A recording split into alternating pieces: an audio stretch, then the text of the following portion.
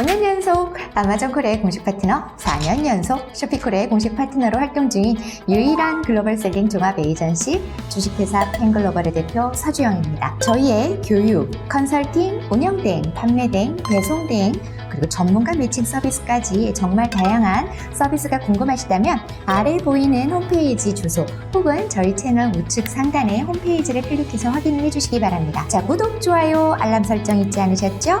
그럼 이번 에피소드 시작하겠습니다. 글로벌셀링 전문 채널 꼼꼼한 팸TV.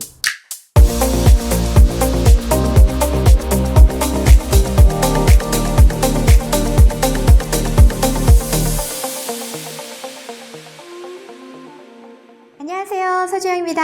오래간만에 또 왔죠? 자, 오늘은 유럽의 진출을 희망하시는 많은 한국 셀러분들을 위해서 새로운 인사이트를 제공을 해드리고자 아주 귀한, 매우 귀한 분을 좀 모셨습니다. 영국에서 아마존 공식 SPN, 아마존코리아 아닙니다. 아마존의 공식 SPN으로 10년 넘게 국제 세무 서비스를 제공을 해오고 있는 아바스크라고 하는 회사의 비즈니스 개발 서비스 책임자이신 제이콥 맥코이드 씨를 모셨어요. 제이콥 씨와 함께 유럽 진출에 대한 어떤 이제 다양한 이야기들을 나눠보려고 합니다. 그리고 영상 끝에 이 아바스크와 저희 팸글로벌이 함께 여러분들께 드리는 할인 혜택을 언급을 할 겁니다. 그러니까 끝까지 시청을 해주시면 감사하겠습니다. 자, 그럼 이제 만나봐야죠. Hi, Mr. Jacob. Nice to meet you again today after a long time. Do you remember we met last October, right? And time flies by so quickly. Anyway, thank you so much for accepting my interview request despite your very busy schedule. You know, I'm really looking forward to the story you will tell Korean sellers today. Could you please introduce yourself first? Hi, my name is Jacob. I've been working at Avask for the past 5 years. I'm currently the head of business development and commercial services. I'm going to be answering a few questions today just about the European markets, how Korean sellers can get into the European market, what are the particular trends, etc. that those European markets follow, and just giving a bit more insight into kind of the opportunity that you have there. Okay, thank you so much for your introduction. Korean sellers are really interested in Europe, you know. However, Europe has always been a market that felt distance due to lack of accurate information. So I hope that this time today will serve as an opportunity for Europe to get one step closer to Korean sellers. Okay, I would like to ask, how large is the e-commerce market in the UK and Europe currently? And where is the primary consumer base? So currently the markets are very large. I mean, mainly if we're focusing on Amazon in particular, UK and Germany are the two largest markets. They're not as big as the US market, but as markets kind of independently, they are very large. There's a large consumer base, and we see lots of clients from all over the world having a lot of success. If you're looking to enter Europe and to kind of start, you don't want to go into the whole of Europe. UK and Germany are the two largest markets. So generally, that's where sellers would focus on if they only want to focus on a small number to start with. Oh, I see. We should start with UK and Germany. Okay. Then, what are the top 3 e-commerce marketplaces predominantly used in the UK and Europe, and what market share do they hold? So predominant one is Amazon. If we're focusing UK, kind of the main kind of e-commerce countries in Europe, it's going to again be UK, Germany, France. It does depend on the particular market that you're looking to enter. So in the UK, it's really going to be Amazon, eBay. We have lots of clients who might set up a website store via Shopify and sell via that market. Really, Amazon is going to be the dominating market. You might have independent marketplaces for particular types of products, and that again can range per country. So like, for example, in Germany, you've got Zalando. Zalando's based on apparel. So there is independencies per country. So when you're thinking about Europe, although, it's a singular market, there's kind of loads of different dependencies based on the country. So like if you're selling a particular type of product, you can research into a particular market that you want to enter and see what the best platforms are for your particular type of product, and that's generally on a category level. Okay, as expected, Amazon boosts power in Europe as well. Okay, why do you think Amazon is the most popular marketplace among UK and European consumers? So probably a couple of main reasons, really delivery speed. So Amazon Prime is one thing that we in the UK and Europe are very adapted to. We want products quick, and obviously Amazon provides that. So they're able to provide Prime in certain countries, which you as a seller can take advantage of if you meet certain criteria. It's an easy platform to use. So consumers like using Amazon. I'm a consumer here in the UK. I like using Amazon for getting my products because it's quick. I don't have to go to the shop. It's just generally an easy process. Have you ever heard the Korean word 빨리빨리? The meaning of the word is quick. You know, Koreans really live with this word 빨리빨리 in their mouth. But now that I listen to it, it seems like Europe also like quick. 아직 아마존 가입 안 하셨다고요? 그럼 따라해볼까요? 첫 번째, 저희 팸글로벌에서 제공하는 링크로 웨비나 신청하기. 두 번째, 웨비나 참석 후 화면 캡처하기. 마지막 세 번째, 캡처 화면 첨부해서 팸글로벌 설문조사 참여하기. 이 모든 과정을 완료하신 분들께는 시장 조사부터 상품 등록, 배송 준비까지 아마존 신규 셀러에게 필요한 모든 것이 정리된 입점 체크리스트를 드립니다.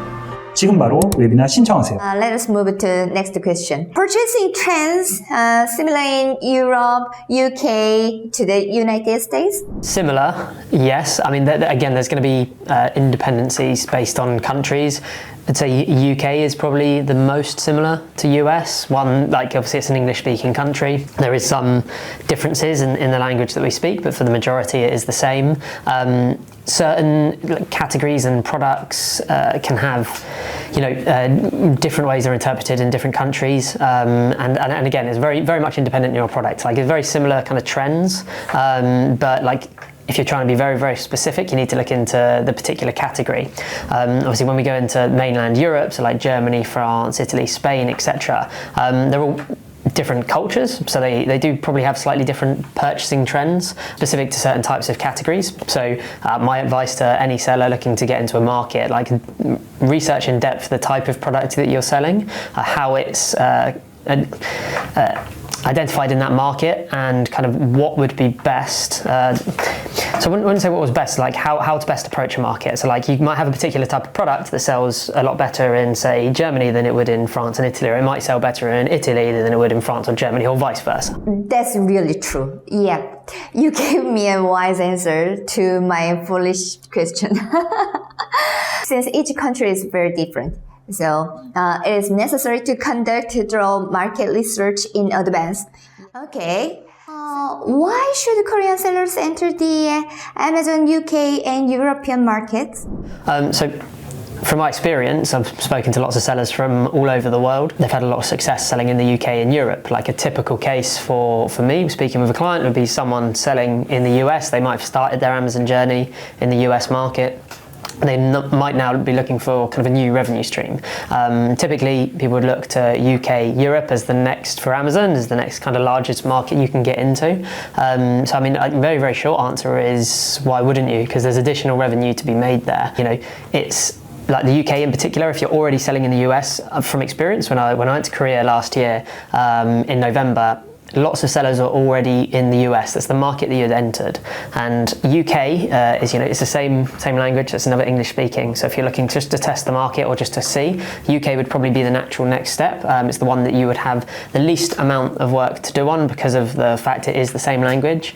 You can make extra revenue. It can be good markets for good products. Make sure you do your research. But again, as I said, you can make additional revenue. So it's a very interesting area to look into.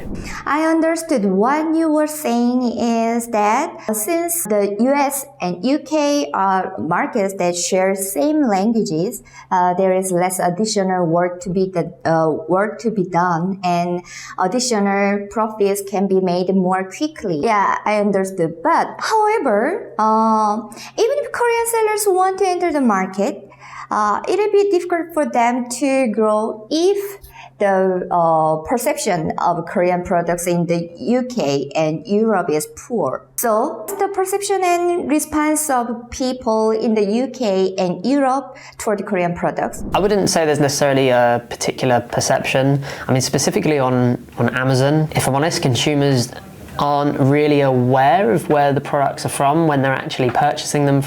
You can find out, and it kind of does say, but it's not showcased like front and center. Like you can dig and you can find as a consumer where the products are made. But in a lot of cases, like in the UK and likely in lots of Europe as well, is the purchasers are not looking at that as much. There's certain countries where they like local products, like locally produced products, but we have sellers from all over the world that are manufacturing products from all over the world, which are selling very well on different platforms such as Amazon here in the UK and in Europe. But for Koreans, to be honest, Amazon UK and Europe are considered most difficult markets to enter. Could you mention 2 or 3 crucial preparation Korean sellers need to market to enter the Amazon market in UK and Europe? I'd say that the UK and Europe, against other markets, like the US as a typical example, yeah, they do provide a few more barriers to entry. It's a little bit stricter in terms of selling on online marketplaces. The benefit that actually has for you as a seller is if you're a brand owner, you're a serious business, you're looking to expand, you're a bit more protected, and because of those barriers to entry, it means that there's less competition generally. In terms of like requirements, so one of the main requirements is going to be getting your VAT registrations, VAT and tax registrations. You don't have to set up a separate business here in the UK or in Europe. If you have a Korean business already, or if you have a US LLC, or you have another business based in another country, it's very likely that you can use that particular business to then register for VAT in the countries where you're looking to expand to. So say UK, Germany, for example. You're also going to need to import your products. So importing your products into the UK and the EU. Again, it might work different than certain countries. Again, if you're already selling in the US, there is some slight differentiations between importing, especially as a non-EU or non-UK based business, so you'll need support with importing. And then alongside that, there'll also be product compliance certification. I'd say that's probably the 3 main for that would cover all of the markets. And what I mean by product certification and compliance is essentially as a brand owner, as a seller, you'll be responsible to have some form of person here in the UK and Europe who's also responsible for keeping the compliance of your product. So it's not something that Avask support with directly, but we have partners who can help, who can support and make sure you've got the right certification for the particular type of product that you're trying to sell in the markets here in the UK and in Europe. VAT registration, importing products, and product compliance certification, plus responsible persons. Oh, wow. If sellers pay attention to what they need to do now, I think the UK and Europe market will be really difficult market to enter. However, if sellers think about growth after entry, I think could use such a high entry barrier to grow quickly, as you said, because I know that when sellers enter, it is an entry barrier, but once I enter, it will become a protective barrier for sellers.